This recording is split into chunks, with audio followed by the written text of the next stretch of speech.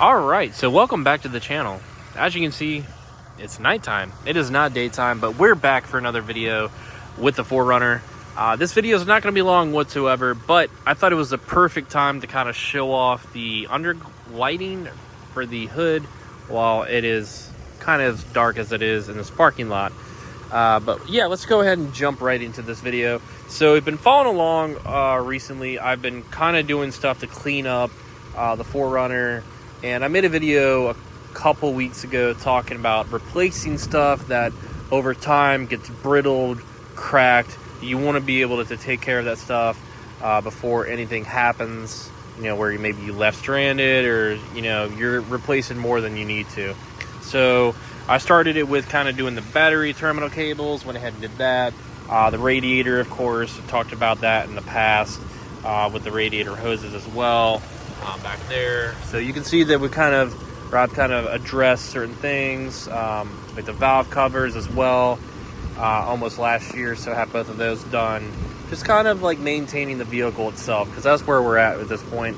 Next thing I'm going to do is maybe some of these hoses. As you can see, they look pretty dirty, dingy looking, so I want to go ahead and just replace them with newer hoses like this, because you don't want them to crack over time and stuff like that. So I like to keep up with the maintenance. So that's where we lead to right into this. So we still have the factory air filter box.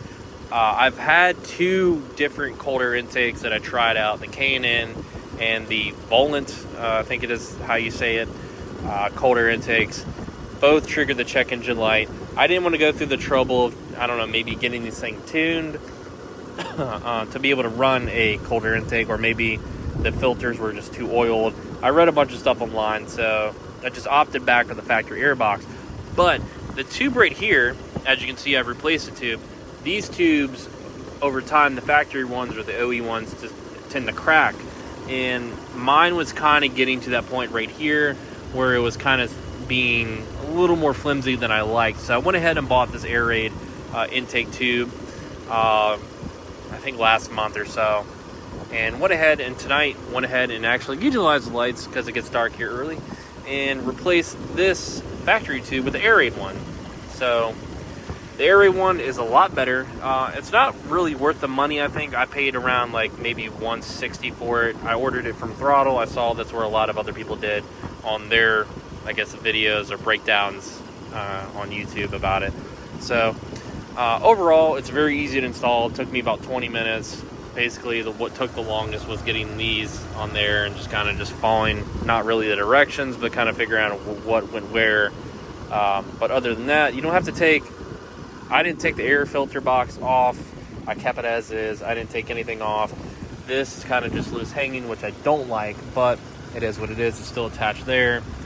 And this, I think the Tacomas have it, and then I think the 2002 4Runners have this little plug where it basically just plugs this hole, closes it off, and then I replaced the hose with this one. I still have the hose just in case anything happens, but this is a little, like, I guess I'm gonna call it a vent tube. Re-put this back on. So I didn't want to make a video basically discussing how I took it apart and put this on. Pretty self-explanatory. The directions are also online if you need any further instruction, but they also do include instructions as well. So basically, you just have this, and you know, you put those with your clamps, put the hose there, tighten the clamps down, bada bada boom, bang, done. And I think it just makes it look a little better, kind of cleans it up a little bit. To be honest, that factory, the way the factory one is pretty ugly, but overall looks a lot cleaner. Kind of goes with like the aftermarket thing that's going on here, from like the oil cap to the reservoir washer fluid tank right here, you know. So it looks a little better, but in my opinion, it's not worth $180, $90. It's almost $200 for a plastic tube that just says AirRaid on it. But you know, it is what it is. You got to pay to play, even if you want to take care of something. So I figured it was just an easier solution to go with, rather than just finding another factory air box or buying one, because I don't even know how much they are. They could be right around that price, who knows.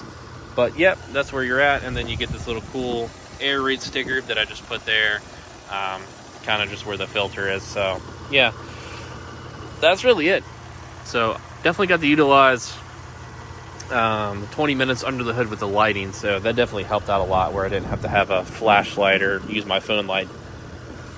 And then went to replace this. They sent me the wrong connector for that, so that's the only thing that I have to get replaced. But I did add this back, so I had to order this too, the Mountain TRD Pro kind of thing. Put that back on the grill because the old one broke in a car wash. But yeah, that's where we're at, guys. I appreciate you stopping by. I thought that was a little, kind of cool to, I guess, show that. And yeah, pretty self-explanatory. So I'll catch y'all guall guys later. Y'all have a good one.